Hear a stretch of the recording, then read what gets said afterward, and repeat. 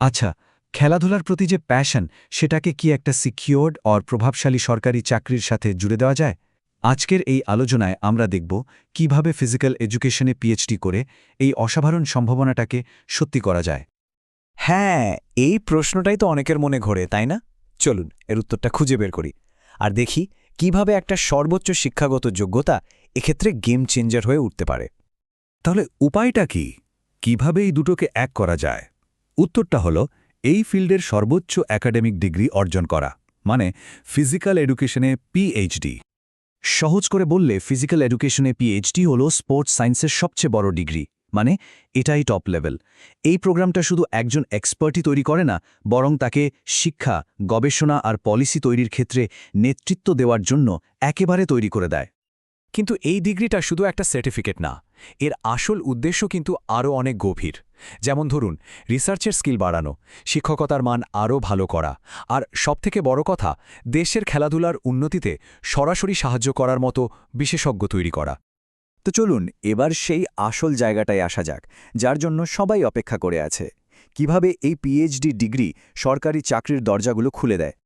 প্রথমেই যে বিশাল ক্ষেত্রটা আসে সেটা হলো উচ্চশিক্ষা। পিএইচডি ডিগ্রি থাকলে একাডেমিক লাইনে, বিশেষ করে সরকারি কলেজ আর ইউনিভার্সিটিতে কাজের সুযোগটা সবচেয়ে বেশি। দেখুন, একাডেমিক জগতে চাকরির একটা নির্দিষ্ট ধাপ আছে। ইউজিসি আর এনসিটিএ নিয়ম অনুযায়ী সরকারি কলেজ বা ইউনিভার্সিটিতে অ্যাসিস্ট্যান্ট প্রফেসর, অ্যাসোসিয়েট প্রফেসর বা প্রফেসর হতে গেলে পিএইচডি এখন মাস্ট। মানে এটা হলো এই লাইনে ঢোকার প্রথম আর সবচেয়ে জরুরি শর্ত। শুধু শিক্ষকতাই নয়, এর বাইরেও একটা বিশাল জগৎ আছে, আর সেটা হলো স্পোর্টস অ্যাডমিনিস্ট্রেশন।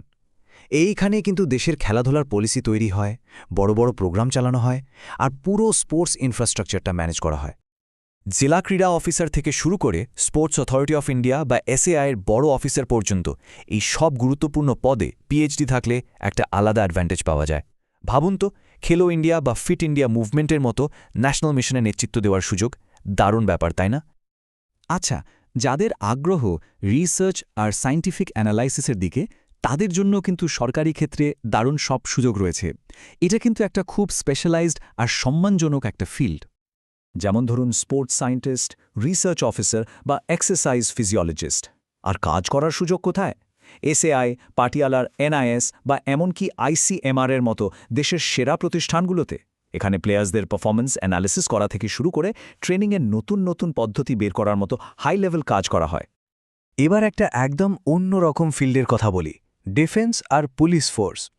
এই সেক্টরগুলোতে ফিজিক্যাল ফিটনেসের গুরুত্ব যে কতটা তা তো আমরা সবাই জানি, আর তাই এখানে ফিজিক্যাল এডুকেশনের এক্সপার্টদের চাহিদাও প্রচুর। পুলিশ, সিআরপিএফ, সেনাবাহিনী, নৌবাহিনী বা বিমান বাহিনীতে ফিজিক্যাল ট্রেনিং ইনস্ট্রাক্টর বা স্পোর্টস অফিসার হিসেবে কাজ করার সুযোগটা কিন্তু দারুণ। দেশের সুরক্ষা বাহিনীকে ফিট রাখার মতো একটা বড় দায়িত্ব পালন করার সুযোগ পাওয়া যায় এখানে। এতক্ষণ তো আমরা বিভিন্ন চাকরির কথা বললাম, কিন্তু পিএইচডি ডিগ্রির গুরুত্বটা শুধু চাকরি পাওয়ার মধ্যেই আটকে নেই। এটা আসলে লম্বা ক্যারিয়ারে এগিয়ে যাওয়ার আর লিডারশিপ পজিশনে পৌঁছানোর একটা রাস্তা খুলে দেয়। ব্যাপারটা অনেকটা এরকম, এই ডিগ্রিটা একটা ক্যাটালিস্ট বা অনুঘটকের মতো কাজ করে। এটা থাকলে শুধু যে তাড়াতাড়ি প্রমোশন হয় তাই না, বরং সরকারি ফান্ডেড রিসার্চ প্রজেক্ট লিড করার যোগ্যতা আসে, এমনকি ন্যাশনাল স্পোর্টস কমিটিতে অ্যাডভাইজার হিসেবেও কাজ করার সুযোগ তৈরি হয়। সব মিলিয়ে দেখলে এর প্রভাবটা কিন্তু দুই দিকেই। একদিকে যেমন সরকারি চাকরির অর্থনৈতিক নিরাপত্তা, মানে স্টেবল ইনকাম আর পেনশনের সুবিধা থাকছে, ঠিক তেমনি দেশের খেলাধুলা আর যুব সমাজের জন্য কাজ করার মাধ্যমে একটা সামাজিক সম্মান আর পেশাগত স্বীকৃতিও পাওয়া যাচ্ছে। এই কথাটা আজকের আলোচনার পুরো সারমর্মটাকে এক লাইনে বলে দেয়। এটা শুধু একটা ডিগ্রি না, এটা একাডেমিক এক্সিলেন্স আর ন্যাশনাল লেভেলের নেতৃত্ব দেওয়ার একটা শক্তিশালী চাবিকাঠি।